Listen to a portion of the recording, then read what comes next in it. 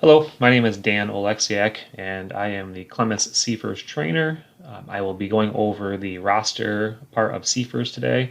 So to get to the roster, we're going to go to the roster link in the red menu on the left from the home screen, and that's going to take us to the roster. The roster is going to load to the current day, which today is November 3rd. As you can see, we have November 3rd, so that's going to load there by default. Some other options that we have at the top are the previous day and next day, which will take you to the respective day. And then today will take you back to the current day. Some different filters that we can filter out the roster. Either if you want to filter it out by your station, you can do that to only see your station. And then by default, it should go to operations for division. So we do have a couple other options up here. We can export the roster to Excel by clicking this button here, or to a PDF by clicking the button next to it. We can also view a shift calendar by clicking the View Shift Calendar if you want to check the setup for your schedule pattern. So this one has several different patterns. So this pattern would tell you what days Unit 1 should be on, and the same for Unit 2.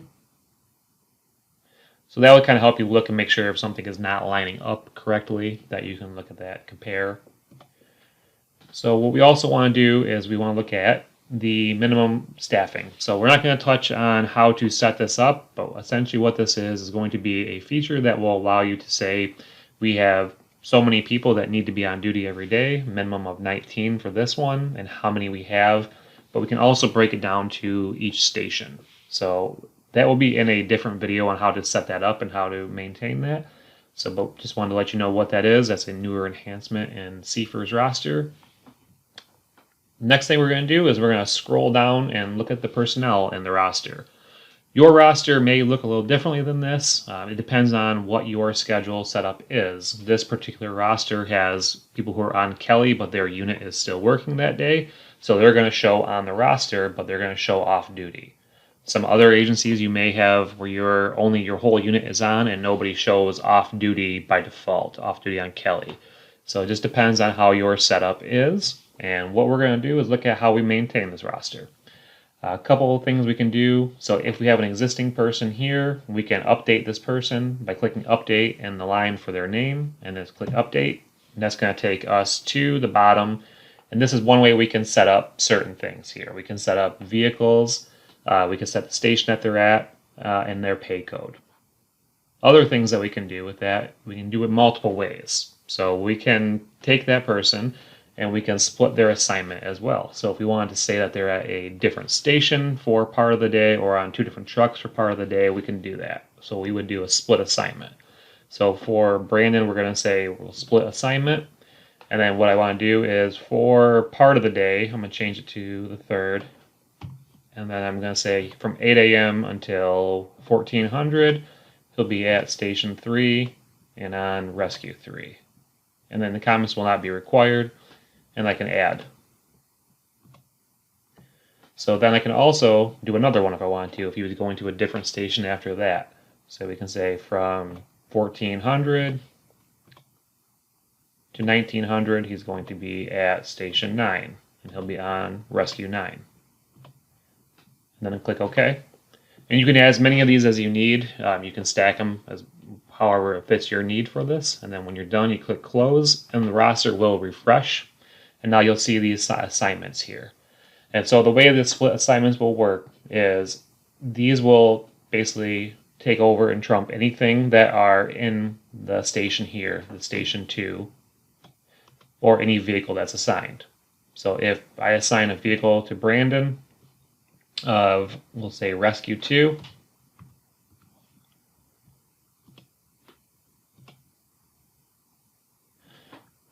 so now his default vehicle is set as Station 2, Rescue 2. So anything should go to that unless it falls between these two time frames. So between 8 and 1400, he should go on Rescue 3, and then 1400 to 1900, he should be on Rescue 9.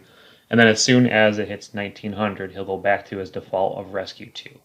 So that's one way you can set up the split shifts on there.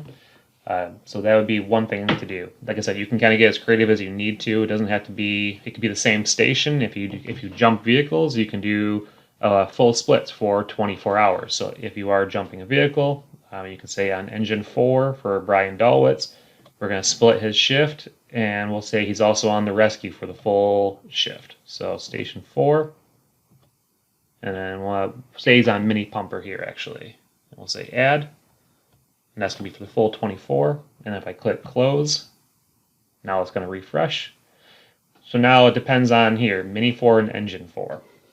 So what will happen is when a call comes in and CAD or dispatch assigns whichever truck to that run, he'll populate on either one.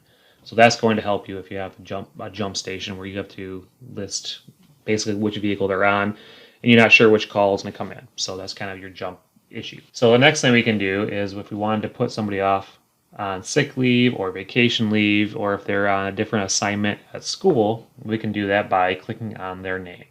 So what we're going to do is click on Paul Bisher's name, and that's going to show me a list of all of his different time off. If they have a Kelly day, it should be at the top. And then what we're going to do is we want to go down to the bottom. So we're going to have leave time, trade, and then overtime assignment. So leave time is going to be basically anything where they're off duty. So we're going to put Paul off duty. And we're going to say for the full 24. And we'll just say on sick leave. And we can say sick. And we'll submit. And then we're going to close it.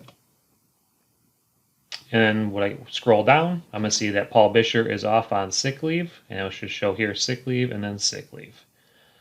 So another thing, if somebody else picked up overtime who is, say, showing on the roster currently, what I can do is I can click their name, say Adam was off, but he picked up overtime. If I click on his name, what I can do is I can do overtime assignment.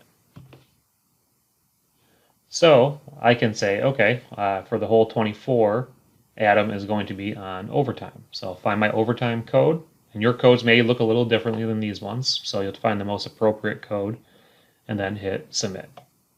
And that's going to add an overtime assignment for him. Again, when I close and refresh, you're going to see now that Adam is on there working overtime. So another thing we could do is we could do a trade.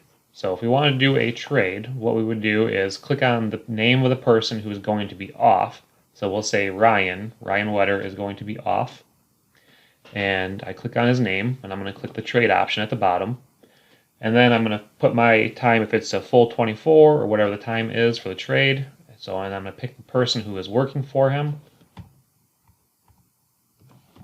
And then I got to put in comments of what it is.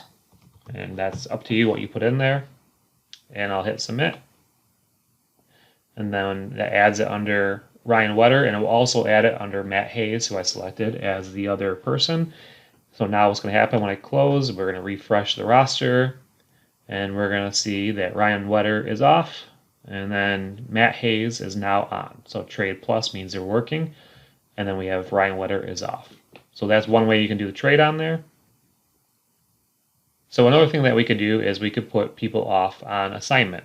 So if they are working on duty and they're going to school, what they can do is they can show on the roster still. They're still working, but they're not available to go on calls. So you can click on their name, and then you can say overtime assignment. And then you can say whatever the time frame is. So we're going to do a shorter one here. So it's on the same day. So 8 a.m. until 1600. And we'll say he's going to be at school. And then we can hit submit. And then when we click close, it's going to refresh the roster, and we see Chris Mars is now out working at school. So he's on duty but not available. As soon as 1600 hits, that should change back to his regular on duty and available. Another thing that we could do is we can add a person to the roster who is not showing on the roster. So if we don't have anybody's name to click on, we have to know how do we add a person to the roster. So if it's somebody from another unit who's not showing, we could scroll down and we could add them. And we could start typing their name and searching in here. And we could say, start typing Derek, and that's the person I want. As soon as I tab or click out of that field, it's going to fill in any information that the system has on him. So that could be the position, their station, a vehicle, if it's assigned, and their division. So if we're saying that he is picking up overtime, but it's not at his normal station, I can just change that right now and say he's going to be at Station 3, and he's going to be on Rescue 3. And then if it's the full time, 24 hours, we can just leave that, or we can modify if needed. And then what we'll do is pick the pay code of overtime, and then we can add. And then once I scroll up, I should see him on here. And there it is, Derek Hall. So Derek Hall is now showing on the roster on overtime. Another way to add personnel to vehicles and roster quickly would be to do the assign personnel to vehicle. So this way is much quicker than just doing it one by one. So if you click this, you're going to get a pop-up. And what it's going to do is show you all your personnel that's on duty. And you can say, okay, for Station 5, we can pick on Rescue 5. And then we're going to say these two people are on Rescue 5. And then we could also say these two are on Engine 5. And through here, you can only assign to one vehicle at a time. And that's just a quick way of doing it. And then once you close, it will refresh the roster, and you'll see those personnel that were assigned at Station 5. So Rescue 5, Engine 5, and Engine 5. If you wanted to view a previous day's roster, you could click Previous Day. And it should go to selected time, and you're going to view it as what it looked like at 8 a.m. on the 2nd of November, or the previous day, or whichever date you selected. And it should show appropriately how it would show. If it doesn't, and it shows as the current time that you're looking at it, so if it looks like this, everybody's all red, and this is a previous day, what you would do is click selected time, and then it will put in the date and the time that it should start at for that day, and then click refresh, and you should see it as it is. It's how it should look. Another thing that we could do is we could add notes to the roster at the bottom. So these are configurable, so day notes, training notes, and miscellaneous notes are individual depending on your agency. One could be on, or all of them could be on, or none of them could be on. It all depends on how your agency has these configured. And what we would do is you can just start typing notes. So if we said this is the day notes, and this is training notes, and then anything else. And then once we save the roster notes, so those are down there, and you can edit those, and there will be an audit trail for those. And those will also show on the roster PDF. So if I was to open the PDF,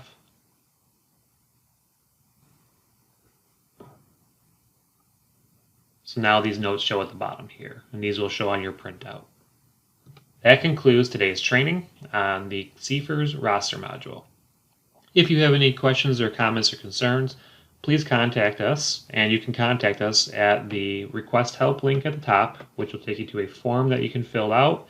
If it's an emergent issue, please contact us via the service center at 248-858-8812. Otherwise, please just fill out the form, and we will get back to you as soon as we can. Thank you very much.